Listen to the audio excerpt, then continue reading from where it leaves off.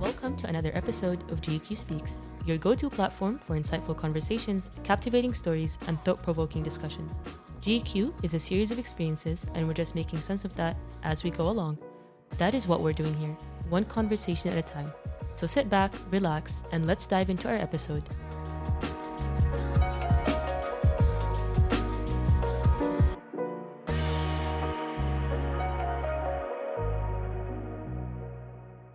Hey. Okay, are you ready, Panos? Should we start? Sure, let's do it, man. Let's do it. Okay. Thank you, everyone, for joining. And thank you to GQ Speaks for inviting both me and Panos and giving us this platform to have a conversation about student government, recent elections.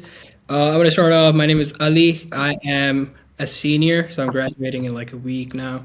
And I am serving as the 20th president of Georgetown Qatar Student Government. And the other guest here is Panos. Do you want to introduce yourself? Yes, hello everyone. I'm Panos. I just got elected as the new president, the 21st SGA president last week, and I'm a junior, so I have one more year in Georgetown. Well, rising senior now in 10 days. Yeah, rising senior in 10 days. Yeah, it's a bit stressful, but yeah. Panos, I want to start by saying almost like this time last year, I would say like a week, not a week, we got elected on the same day, 16th April. A week before that, I remember you and I had a conversation because you were one of the first people I told that I'm running for president. And it was, Ali, you're never going to be president. And a year after that, look at us both. Like, I served as president. You're going to now be the next president. So I would ask, like, what changed in a year? You know, I think honestly, when I saw you getting elected, because I know you as a person as well, and I know that you have like both a mature side, but at the same time you have an unserious side in you that Yeah. like brings some fun in the position. I Yeah. thought that this will be treated as a disadvantage like a year ago. Yeah. But then when I saw you winning, and then I saw you last year actually doing stuff, I was actually hearing, like I was in DC for a semester and they were telling me, oh, Ali did this, Ali did that, Karak Wednesdays, for example. Then Georgetown, like, what, that Georgetown, not Georgetown Day, huh? When we went to CMU. Yeah, CMU, yeah, exactly. Like all this, even Hoya Welcome Week, when you made your speech, snow dunes, all these activities were like organized by the current SGA, by technically you. So I thought that, you know, like I like that Ali can do this, and because I know we have a similar personality, Yeah. maybe I should try as well. Yeah. So at any point were you like, what was the first reactions of your friends when you told them, like, hey, I'm going to be running? When I told them I'm gonna be running, they were laughing at me. Like when I told them, when I told them I'm gonna be running, they were making fun of me. Yeah. Then, especially remember when it was like, I mean, think about this. It started like as kind of a joke. Like I was when you were going around to ask if anyone has a complaint during in the atrium before the uni closed. Mm. I was coming with you, introducing myself as a future president for fun, like so they can laugh a bit, so we can all laugh a bit. I didn't take this seriously in the beginning, but then I don't know. It actually motivated me to do more because from these small discussions, we actually got to know a lot about what the students want and what they need. Yeah. No, yeah, 100%. So how was like, talk to me about more like about your campaign. Like, how stressed were you? Like, what was your biggest concerns? Like, in your heart, who did you think was going to win? Okay. So the campaign week I would say it was incredibly stressful. Like in the beginning, I told myself like, I hope I'm gonna take it a bit easy because I know I'm getting stressed with these type of things. So I didn't know. First of all, I've never campaigned like that before, so I didn't know what to do. Like I had to improvise from scratch. To be honest, because of the condition that everything was closed, and I thought I was expecting a campaign when I was advocating 2 months ago. I thought campaign was gonna be a real person. I thought I was gonna be able to talk to the students and listen to them and actually give my plans. I didn't get the chance to do that. Everything was from a screen. It was harder. There was an incredible lack of interaction. Mm, So even a few days before the elections, I seriously considered, should I do it? Because mm. like that's not the conditions I expected, and this is not the conditions I wanted for a campaign and for an election. Because it loses the magic, it loses Yeah, the fair. warmth. You don't talk to anyone. Yeah. So, So, but but then you still gave okay. yourself a shot. You still were like, yeah, I can still win. Yeah, you see, in the beginning, I thought I wasn't really thinking about winning. I realized that the competition is gonna be hard. I knew Alia was running, Nasir was running. I don't know about Basel. Mm, So I knew that from the start that it's gonna be a tough year to win the elections. Like in terms of election wise, it will definitely be hard. mm, Like it will definitely be hard. But then, as campaigning was going on, I wanted to make people laugh. Like yeah. I wanted to give them a real sense of who I am and what I will do. Mm, So I think that one side of a campaign is definitely to promote your goals and your ideas, but the other side has to be okay. Like I don't want the students to be bored. yeah. Like you can post a poster, you can post some of the plans, but if you prioritize only that side, Yeah. then where's the fun? 100%. Yeah. So that's when me and Adina, in fact, came up with an idea. Yeah. Came up with an idea of recording a video like the one I uploaded, which was we're gonna have a couple of students say some like fun stories by the way, most of them are not even true. They're just like pure to 100%. make people Yeah. laugh. Yeah. Yeah. Yeah, and say like why should they vote from in like a joking way. Yeah. So that idea, I remember we came up with that idea on I think it was Monday, like Monday, yeah. And then we had to like do everything by I think the video was uploaded Tuesday night. So that day I remember I was like I texted 150 students during that time. Like I'm not even joking, Ali. I think it was I don't think I've talked to so many people at like such a short period of time. I don't know how to explain it, like truly. It was crazy. So okay, you don't have to answer this, but if obviously, like I remember when I was campaigning, there's still always a part of you that feel like, okay, you know what, maybe I don't think you're like I'm gonna win, right? You, who did you consider like, okay, you know, if I'm not gonna win this person, it's gonna be like this person's actually gonna win it. I thought honestly all three candidates had Yeah, an advantage. No, wait. I'll tell you. Okay, I'll be honest. Wait, yeah, give me. to be honest. Okay, wait. I thought Basel, Mhm. Basel is the same age as me. Yeah. Like he's been in the university the same amount as me. This definitely had an advantage in terms of campaigning. Mm. In terms of campaigning, he was like he didn't do as much compared to others. He did the website, which was amazing. Like Yeah.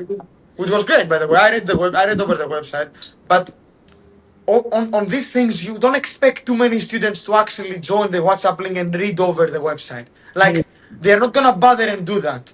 So I knew that Basel won't. They wouldn't. Not many people would know that he would run because he doesn't have Instagram as well, and Instagram is a very big tool when it comes to campaigning. Mm. Then I saw Nasser. Nasser, he's a freshman. After you know what, Nasser is a great kid. Okay, like Yeah.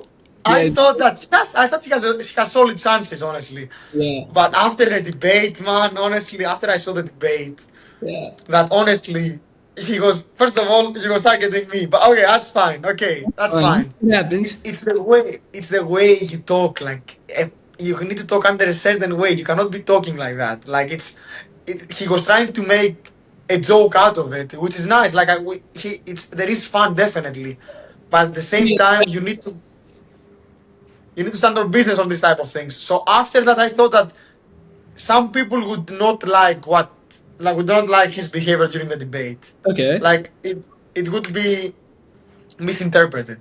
Mm. Because not everyone knows Nasser like we do. Like we thought it was a joke and everything, but others won't think that this is a joke. They would think that it's a bit like immature of him to do that during the debate. And then Alia in my eyes did a great campaign. Yeah. Like as good as me, I would say. She was every day. She was like posting stuff. She posted a couple of reels. Like she was interacting a lot with the audience. So Alia, I would say, even though she's new, she did a great campaign, Yeah. both WhatsApp and Instagram, and she definitely promoted herself and her campaign better than Yeah. Basel and Nasser. Yeah. Like she did a lot. I could say that she even posted more stuff than me. Like Mm. she was approaching a lot of students. She was telling them their ideas. She was trying. She did make a couple of reels that were actually like got a lot of likes as well, if I'm not mistaken. Yeah. Yeah. So I thought Alia could definitely maybe has the highest chance of winning Mm. because of that, purely because of campaign as well. All of them have skills, all of them are good, but how you promote yourself during this week, you need to put effort.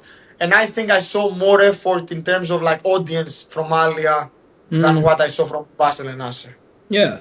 And but how do you feel when you found out that okay, you won the election, but you were running on like what's considered a joint ticket, even though it's not a joint ticket because you can vote separately. But you're and it happened the same case last year that I got elected.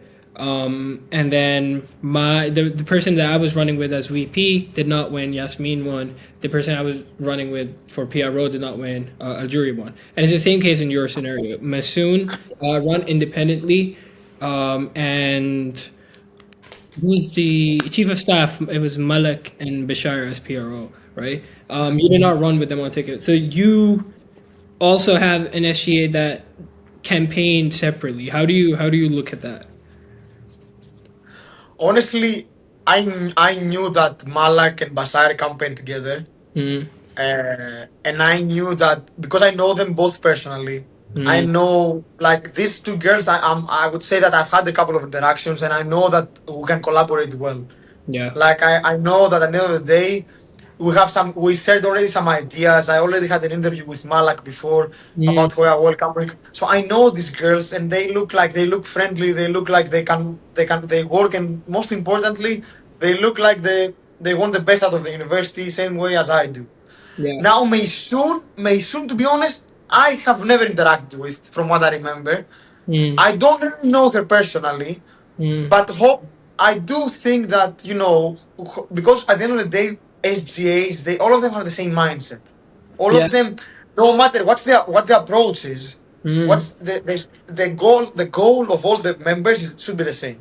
Should mm, be that we need to do everything in our hands to fulfill the demands of the students, the requests, mm, because at the end of the day, we represent the students, and mm, we should do that right. mm. That should be our mindset, all four of us. And I think if all of us stand on business and we actually have that, then we will do a pretty good job.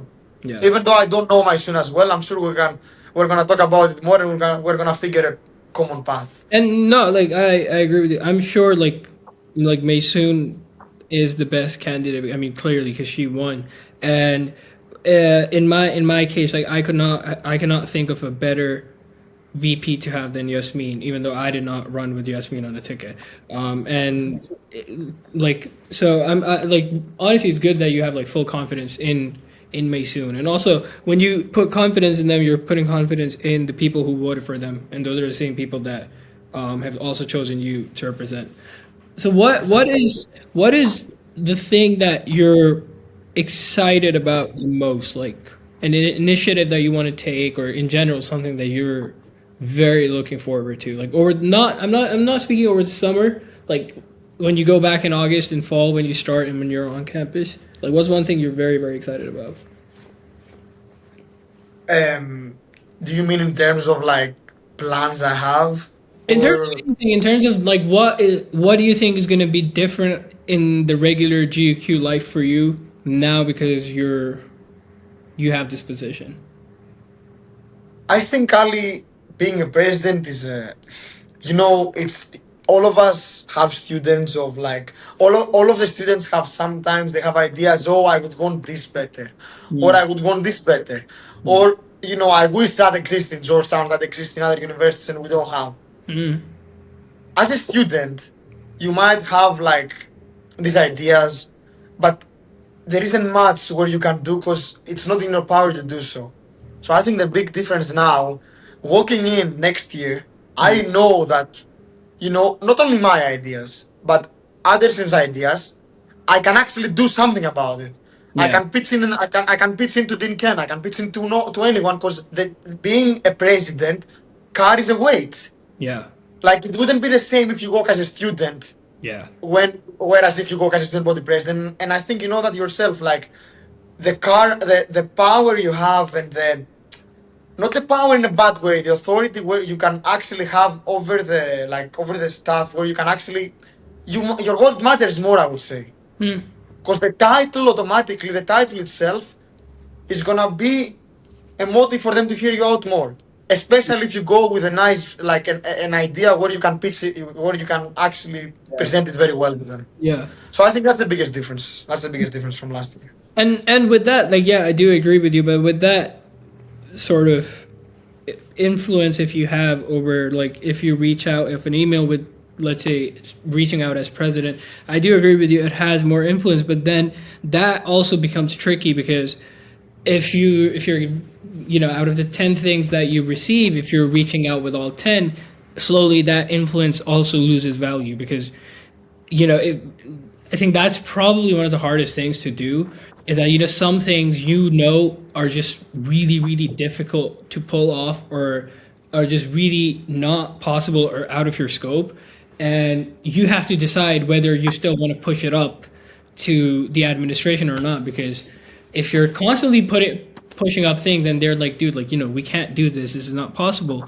Then they stop taking you seriously. Then they stop taking you as someone, okay, he actually knows how things work around, how, things are actually done here. So, like, I agree, like, the influence part is there, but the influence remains as, it just remains proportionate to how you are doing your job, if that makes sense. Because you could have amazing influence with the title, and you could also lose all influence if they don't see you as someone who's serious about the job. So is there anything, I mean, you really did not see most of the last year because the first semester you were in DC. When you came back, you only saw January and mid-Feb, so a month and a half, and then all of this happened. You have seen SGA online over the course of since we've gone online. What out of either your own experience that you've seen or heard, what is something that you've picked up and you're like, okay, this is what I want to do differently when I become president, or like over the course of During you mean assuming that uni will continue being online, or you mean in person? that you're going back in person, What or what's different? you can talk about different. Oh, Yeah. I do like a lot the accessibility that the current SGA has. Mm. What I would do differently is I personally think there is some ideas I have that have not been implemented yet, and I think they could actually make it's mostly academically and Mm. career wise that if I do have some ideas and I do think they are feasible to happen, and if they do happen, it will be more convenient for the students. For example, as I personally told you earlier, I think having for example writing sessions for CPN zones Yeah. through the writing center, I think it's very easy to happen.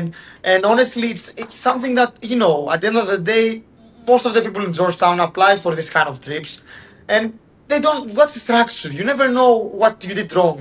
The Mm. feedback is unclear, it's broad, sometimes there is not even a feedback. So Mm. hosting some sessions like this with the writing center with Kerry and her team, I think it would be amazing for the students. It would be convenient. That's one idea. Then another thing that you went through as well, for example, is the visa process. The visa process is a huge thing. Like especially now with Trump administration, the situation is very tough. Yeah. So we need to inform the students about what is realistic to happen and what is not. When I went to my the host the visa information session a year ago, only thing they told me is the dangers that America carries. about the process. How am I gonna get my I-20? Anything like that? Mm, mm, Nothing essential. And then mm, I spent all my summer wondering what files do I get. I had to go to every single department in uni to figure out what files should I submit and mm. where.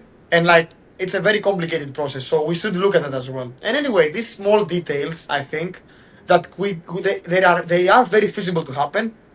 That's what I want to do. I want the future generations, to avoid having the mistakes the mistakes that I faced. I don't want them to face the problems I did as a student. That's my goal as a president. No, so I mean, we're hoping that it does go back in person, but Hopefully. in the scenario that you choose to remain online, is that something like? Have you given that any thought? That okay, how would your presidency look like if it's completely online?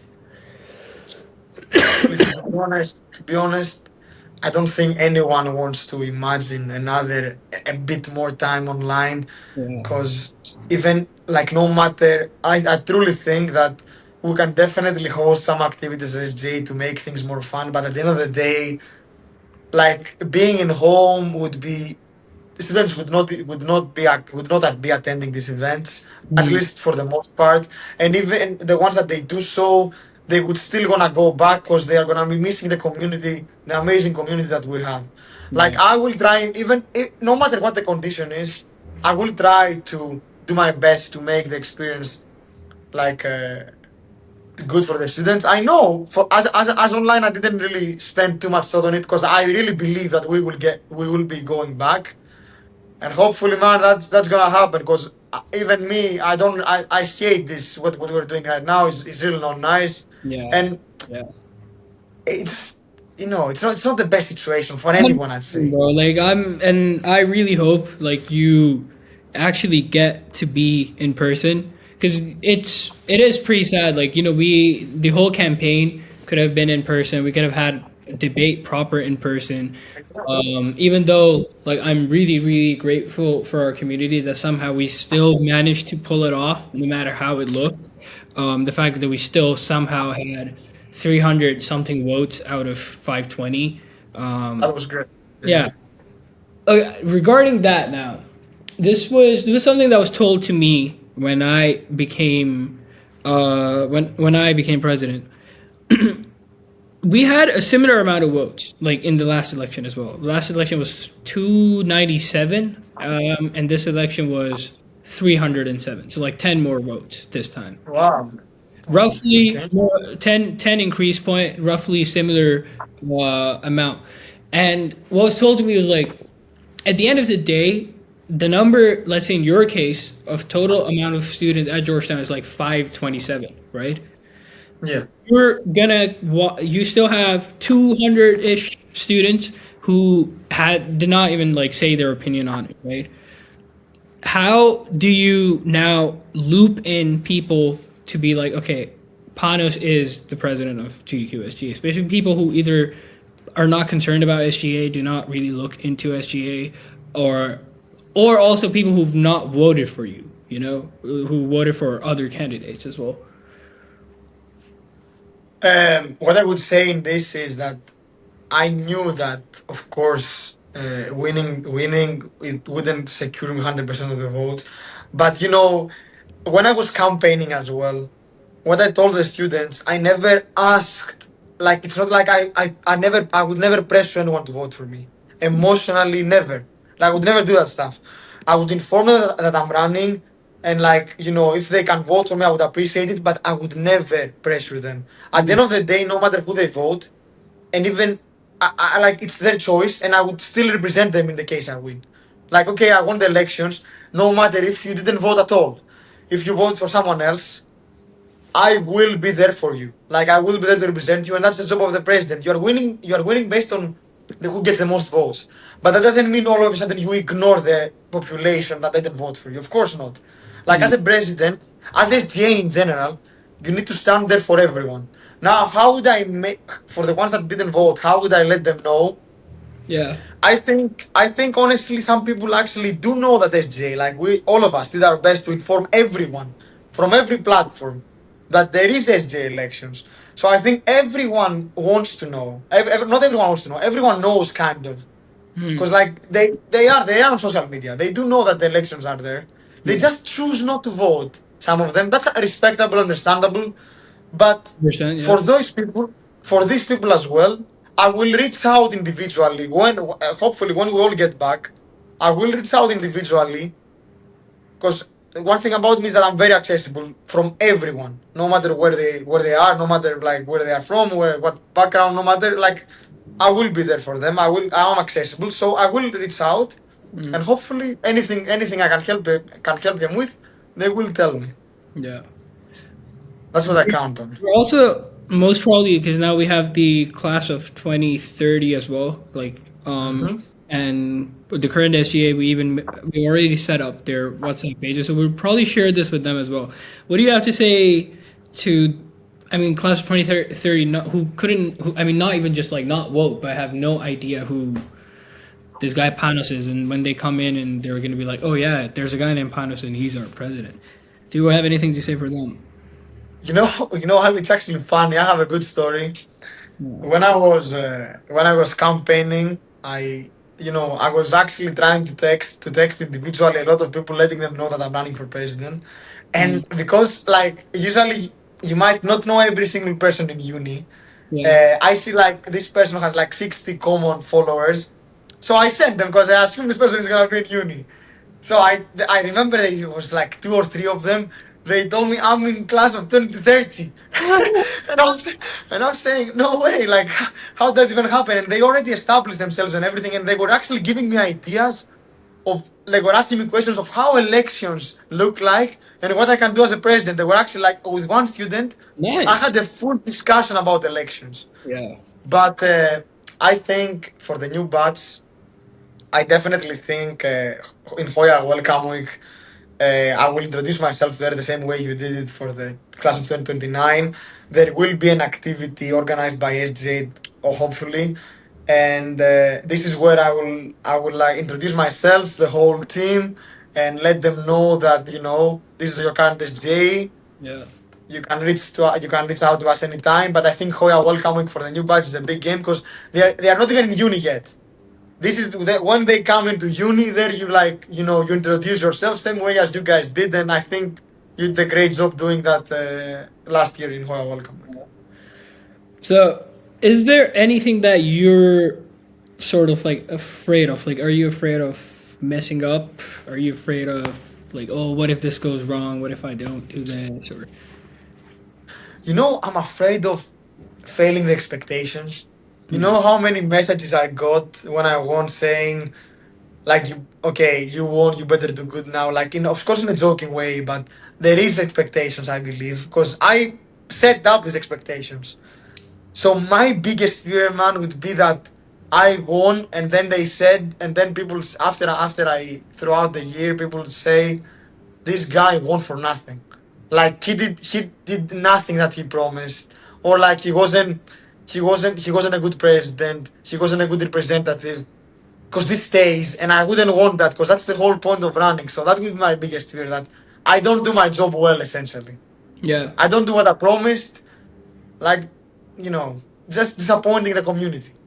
No, and look, that's a valid fear for anyone who not just for this, but like anything in life. You get selective or something. You want to make sure that you fulfill whatever expectations people have. Like I think it's a natural human phenomenon, but I think we're very lucky to be in a community that as long as like again this is my experience and I'm very very grateful that pe- people appreciate you trying, people appreciate you for listening, people appreciate you for taking out the time and doing what you could do about it. You're not gonna fulfill everything that they're gonna ask you to do. Some things just cannot be done, but I think the only way would they like this is my experience. Yours could be very different. The only way where they actually sort of see that, okay, you've not fulfilled your expectation, is if they don't see you actually like trying or doing something about it, right? The minute you stop trying yourself or you give up on yourself, that's when people like just give up on you as a person. I So it all starts with you, I guess.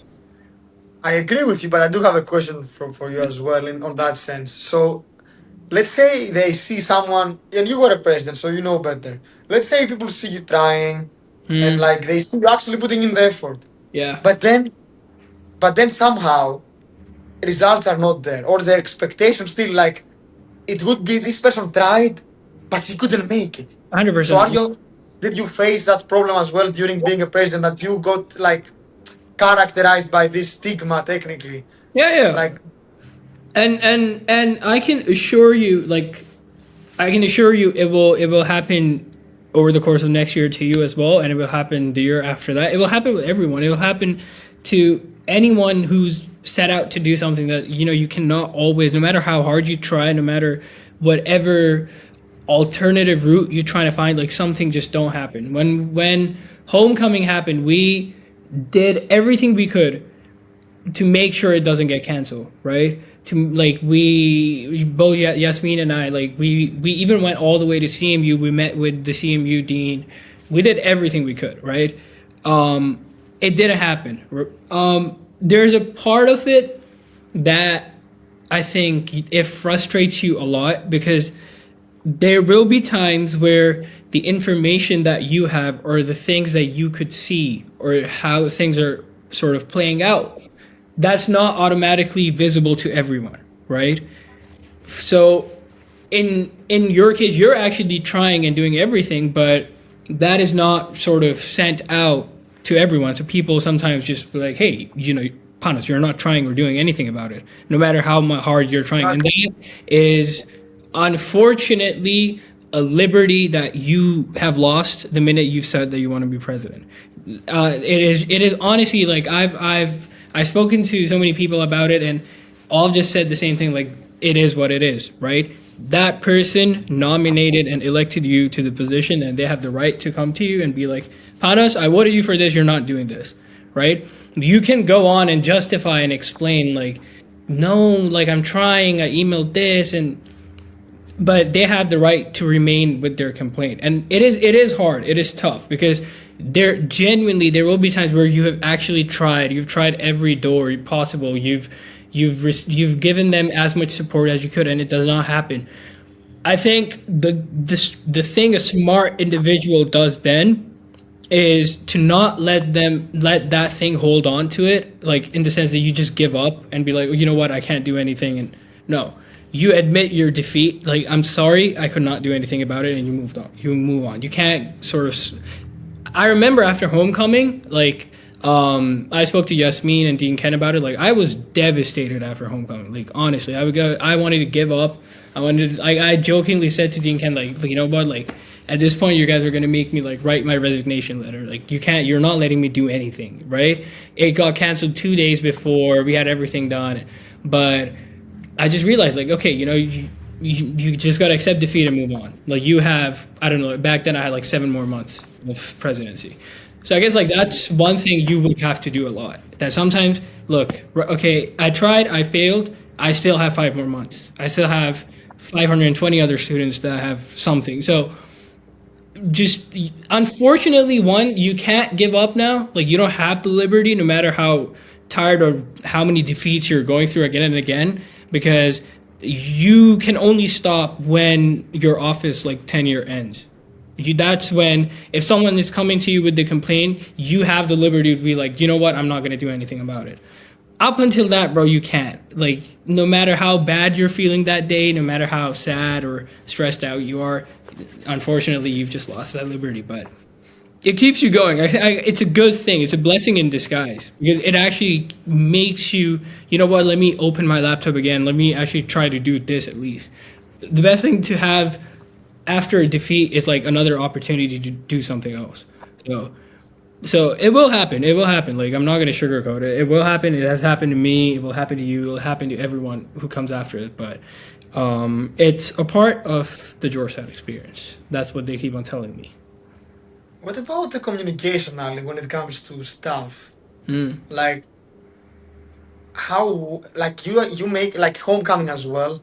It's something that people want a lot, but somehow in the end Yeah. got cancelled. Yep. Yep. So like, what as a president, what do you think is a good recommendation for someone that is newly elected to Mm. do in order to keep the communication with staff, not only with students, but with staff? Because as a president, you are the intermediary, I believe. So should the president do in terms of like communication with staff members so the things actually happen in the uni?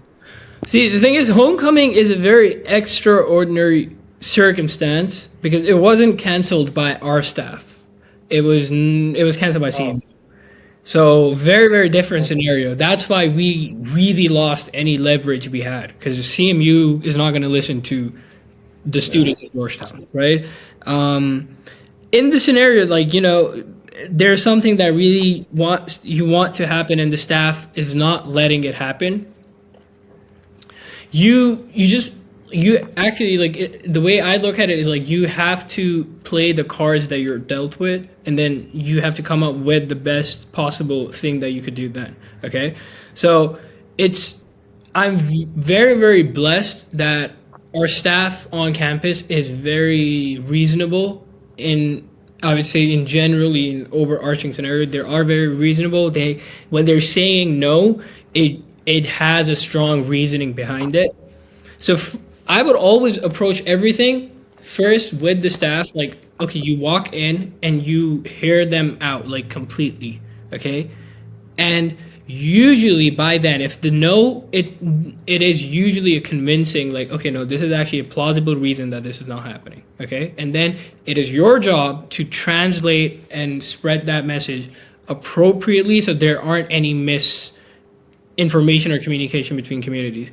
That is a problem that we've tried our best to solve last year. So there aren't any rumors like, oh, this is not happening because of X, Y, and Z. This is not happening because there's another Hevarat conference. No, like I think that is a very toxic part about our community. And last year, honestly, it was far less fights on WhatsApp, far less overall. And that is only if everything is communicated properly. You tell them as it is. And honestly, our community is filled with college kids who are rational enough to understand. Okay, this is not going to happen because of this. The benefit from that is then you can have alternatives. Then you can actually keep the conversation going and, okay, this is not going to happen like this. Why can't we do through this? Why can't this be an alternative? How do we actually solve the problem? For example, there's been a lot of conversation recently between like students and administration on the policy of donations and funding and charities, right? Every student government wants to come in and do a charity week. We want to do it. Why don't we do it? The problem is why don't we do it is because it's a very complex policy, okay, by the administration. But because we've constantly engaged with that why aren't we doing it? It is now going to the point where it's no longer just an answer, look, it's a complex policy, but okay, yeah, why is it a complex policy? Where the administration themselves want to figure it out if there is a way where they can do something about it, right? That is the end goal as SGA, that the communication between the students and the administration allows them to understand what issue is actually serious or is actually worth looking into, and that will help have enough people on board to revisit some policy that needs to be changed. That's honestly the end goal for student government, and that is only possible if there is clear communication. The more you leave that space open for students to have their own assumptions about things, the more it rises to misinformation, the more it rises to gossip, the more it rises to something taken way out of context, way out of proportion. If you can limit that, then I would say that is one of the main functions of student government. It's been done properly, that you've managed to limit those. And I believe with each and every year passing by, GUQ is getting very much better than that. It's getting very, very much better. GUQ Engage is fantastic. It has really helped really slow down the culture of WhatsApp. And overall this year we saw like WhatsApp conversations were so much better, far less toxic, far less personal, far less ad hominem in nature, and they were active, they were being utilized in the manner it should be utilized, and I really hope it's the same next year, for you as well, and it could be done with accurate information on accurate times, because you never space open. I think that's good to know, and I agree with you in terms of, especially in terms of like toxicity on campus. It's something that we faced a lot. When I was a freshman, Mhm. it was like a very big thing, but over the years it has actually went down like incredibly, and I'm really happy to see that, honestly. Like there is more peace and communion Yeah. in Georgetown, it's especially in a small campus like this. It's really nice to see that. And I think you guys have a massive. I mean, it's added pressure for you guys specifically in general, because it could go either ways. Because you're coming back from online, you have more and more people who are going to be more excited for actually going to events and doing things, right? Who actually want to take part in stuff. It could go very nice that you have a lot of turnout and you have a lot of people showing up to events.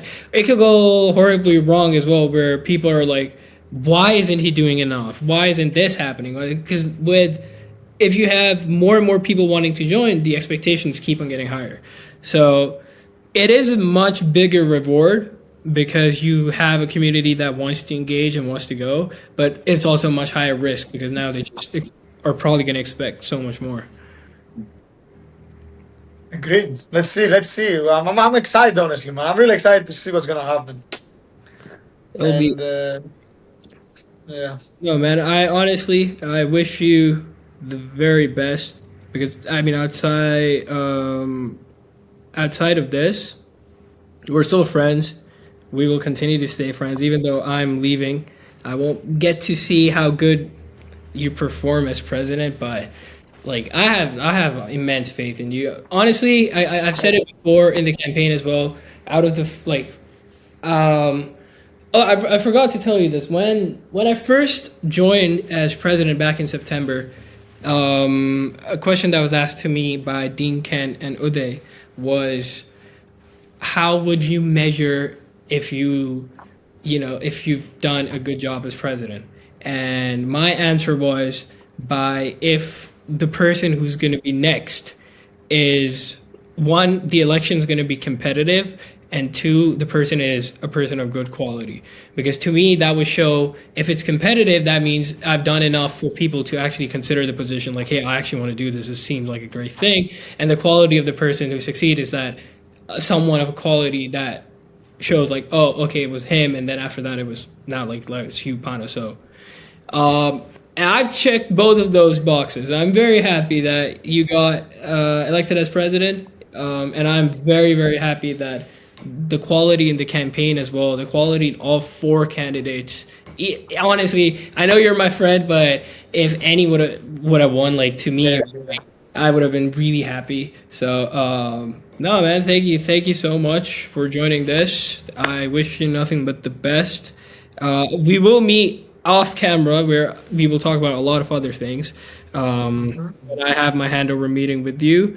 I think the SGA is planning to meet all of you guys, the current SGA, the new SGA, in, I would say, next week, Tuesday. We haven't decided on a date yet, but I think that's going to be fine. And I will be heading back to Doha for my grad. So if I see if you're there, if I see any SGA member there, I'll obviously stay in touch with you guys. So I guess that's it, Panos.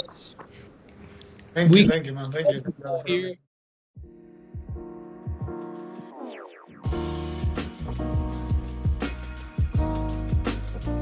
Thank you for tuning in to this episode of GQ Speaks. We hope you've gained valuable insights and inspirations from our conversation today.